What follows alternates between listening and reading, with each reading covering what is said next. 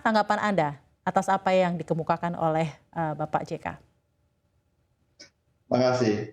Kalau terminologi dikuasai, seolah-olah ada konotasi yang negatif.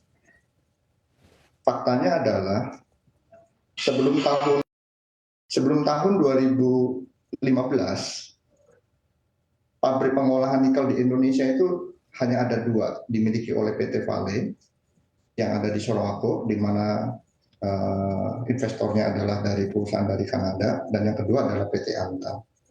Hampir lebih dari 30 tahun kita melakukan kegiatan penambangan dan pengolahan nikel, pabrik di Indonesia itu hanya ada dua. Setelah ada Undang-Undang Pertambangan nomor 4 tahun 2009, di mana perusahaan pertambangan harus melakukan kegiatan pengolahan pemurnian di dalam negeri, ketika itu pemerintah membuka seluas-luasnya kepada investor di luar negeri untuk datang menanamkan investasinya di Indonesia. Yang terjadi adalah siapakah negara yang datang ke Indonesia menanamkan investasinya itu? Apakah Jepang, apakah Amerika, ataukah Uni Eropa? Ternyata tidak.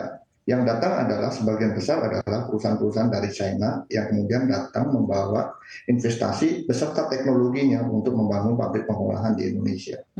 Jadi dalam konteks ini sebenarnya adalah yang ketika pemerintah memang membuka investasi kepada pengusaha dan investor dari luar untuk datang ke Indonesia, memanfaatkan dan mengolah biji nikel yang berlimpah di Indonesia, yang hadir ketika itu adalah perusahaan-perusahaan dari China dengan membawa investasi dan teknologi, terutama teknologi. Itu adalah fakta yang tidak bisa kita pungkiri.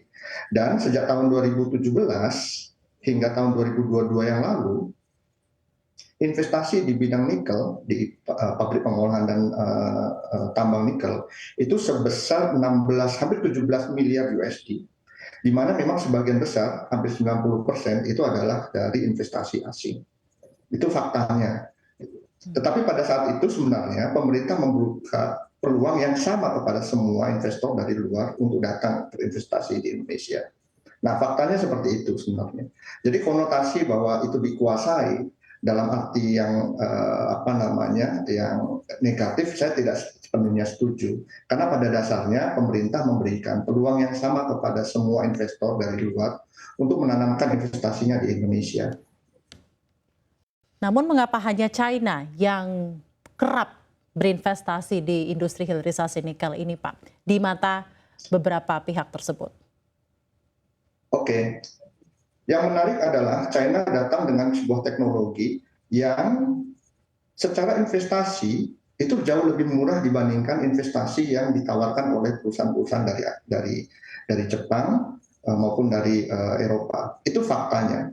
Kalau dalam konteks pengusaha, kalau kita datang menawarkan barang kepada pengusaha China atau kemudian dibandingkan dengan perusahaan dari Amerika atau Eropa, tetapi perusahaan Eropa atau Jepang itu menawarkan investasi yang 2 kali lipat untuk kapasitas yang sama, maka saya yakin pilihan kita adalah mengambil atau menggandeng investor yang bisa menawarkan teknologi yang baik, tetapi dengan harga yang lebih murah. Dan itu yang terjadi. Jadi perbandingannya sangat signifikan. Kalau investasi misalnya itu bisa sampai 100 kali lipat nilai investasinya lebih mahal kalau kita menggunakan teknologi dari asing, dari Amerika atau dari Eropa. Sementara Cina, capeknya jauh lebih murah. Itu fakta yang terjadi. Kenapa akhirnya kemudian perusahaan-perusahaan di Indonesia lebih banyak menggandeng perusahaan-perusahaan dari China, karena secara teknologi mereka sudah proven, tetapi secara capex, secara nilai investasinya jauh lebih murah. Artinya ini jauh lebih menguntungkan sebenarnya kalau kita kemudian menggandeng perusahaan-perusahaan dari China. Itu fakta yang nggak bisa kita pungkiri juga. Jadi memang secara competitive advantage, China memiliki kelebihan terlebih sendiri ya Pak ya, dengan harga yang memang lebih murah dibandingkan kompetitor negara lainnya, tapi juga teknologi sudah begitu baik. Betul sekali, itu fakta yang tidak bisa kita pungkiri. Ada banyak perbandingan di mana investor dari Jepang, dari Amerika, dari Uni Eropa, mereka menawarkan untuk membangun satu pabrik pengolahan nikel di Indonesia. dibandingkan dengan teknologi yang sama dari China, biaya CAPEX-nya itu dua kali lipat lebih mahal gitu. Tetapi dengan fakta bahwa teknologi dari China sekarang ini sudah bisa membuktikan bahwa mereka juga mempunyai kualitas yang baik. Memang beberapa tahun yang lalu, 30 tahun yang lalu, teknologi Cina memang teknologi yang kita anggap masih ketinggalan. Mereka tidak kompetitif dari sisi kualitas. Itu yang menyebabkan kenapa kemudian kita waktu itu berkiblat banyak ke Eropa, ke Amerika, ke Jepang.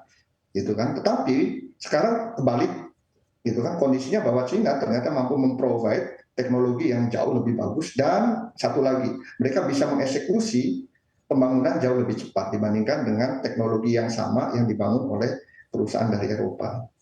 Jadi menurut Anda memang benar seperti ini faktanya, walaupun di satu sisi Indonesia mengundang secara adil negara-negara untuk berinvestasi di hilirisasi nikel di Indonesia, Pak Toha, seperti yang disampaikan. Namun adakah sentimen yang sebenarnya timbul dari begitu maraknya investor China yang ada di industri hilirisasi nikel di Indonesia? Bagaimana Anda melihatnya?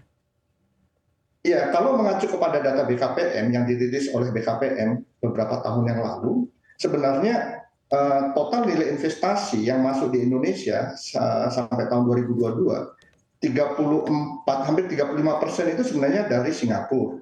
Kemudian sekitar 15% dari Hong Kong, dan Cina itu sebenarnya porsinya hanya sekitar 13% dari total investasi yang masuk ke Indonesia. Itu adalah data yang dirilis oleh BKPM. Jadi sebenarnya kalau dikatakan mayoritas itu China berdasarkan asal dari investasi yang masuk, sebenarnya yang mayoritas justru Singapura. Seperti itu datanya. Baik, dan terakhir ya Pak, ya mungkin juga saya ingin tanggapan Anda mengenai ada pihak lain dalam hal ini mengatakan bahwa hilirisasi pada komoditas nikel di Indonesia yang memproses biji nikel menjadi barang turunan seperti NPI dan ferronikel sebanyak 99% produknya juga dikirimkan ke China. Apa benar demikian, Pak Toha? Ya, itu sesuatu yang nggak bisa dihindari. Sebab apa? Sebab industri hilir kita yang bisa mengolah stainless steel menjadi aneka produk turunan itu masih belum terbangun di Indonesia. Kita memang sudah mampu menghasilkan intermediate produk dalam bentuk nickel pig iron, ferronikel, bahkan stainless steel. Tetapi sayangnya industri di downstream kita itu belum mampu dikembangkan sehingga produk-produk tersebut itu tidak bisa terserap oleh pasar domestik. Sehingga apa? Sehingga produk tersebut memang mau tak mau harus dijual ke luar negeri.